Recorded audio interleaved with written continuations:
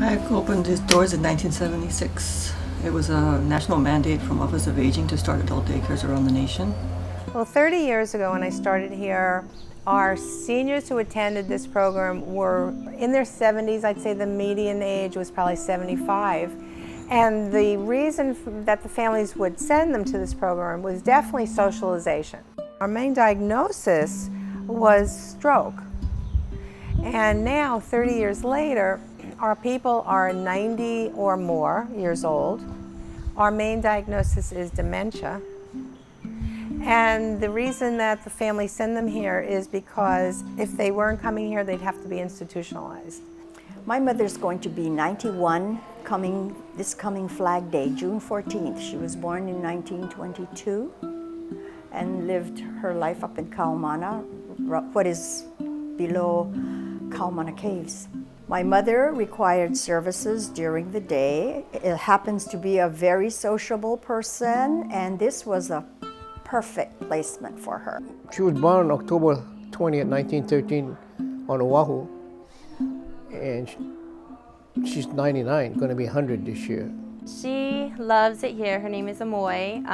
She's going to be 100 this year, and Norman is her son, her caretaker, who's also 80. He takes her out dancing every weeknight. He's a dance instructor, so she's still, we've recently tried to get her to walk with a cane sometimes because, she's getting a little unsteady, but, you got to remind her, like, oh, you're walking off without your cane. She loves to dance.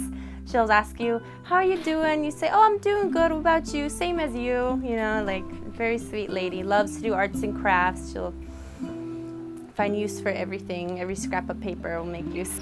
It really does a lot for me because they have all the activities for her, keeps her occupied, and it keeps both of us out of each other's hair.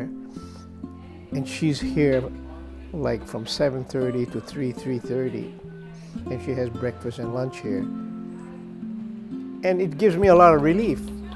It takes a lot of stress off of them, and especially on holidays and stuff when we work, and they can go places and kind of enjoy themselves too.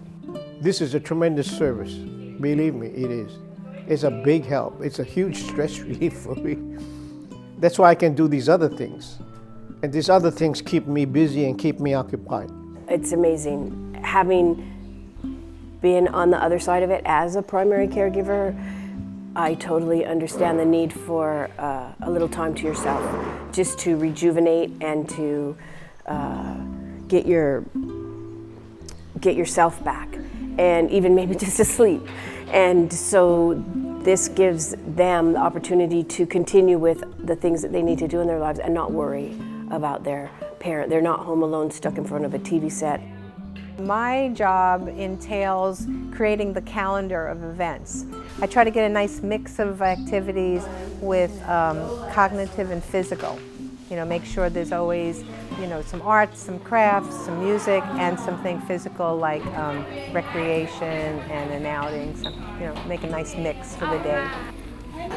Every morning, first thing we do is we eat breakfast here. Bacon and eggs, a pancake, and we have all kinds of good breakfast. And then after that, we go down Mondays, Wednesdays, Fridays. We go down to Honolulu. Hilo participants love to come out here. It's just it's a completely different look and a completely different setup, and so they really enjoy it. The open space and being able to walk around, and the garden. We have a little vegetable garden out there. So every week we rotate who gets to come out. The artwork, the ceramics, the quality and the kinds of activities that she engages in here are high quality. And overall, I cannot thank this place enough for being here for my family and the myriad other families whose loved ones come here.